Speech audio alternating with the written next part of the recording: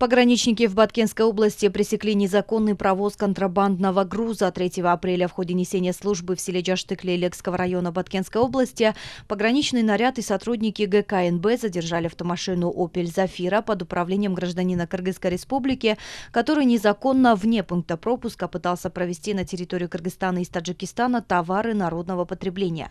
Также 4 апреля в этом же селе пограничный наряд и сотрудники ГКНБ при попытке провоза контрабандного груза задержали 2 автомашины Mercedes-Benz Sprinter под управлением граждан нашей страны. Кыргызстанцы пытались провести на территорию Кыргызстана из Таджикистана 6 тонн мандаринов без разрешительных документов. В этот же день в местности Коджомбулак Баткенского района пограничный наряд задержал автомашину Honda Step Wagon. В ходе досмотра автомобиля пограннаряд обнаружил в машине товары народного потребления, сухие дрожжи. По предварительным данным, стоимость задержанных грузов составила около 680 тысяч сомов.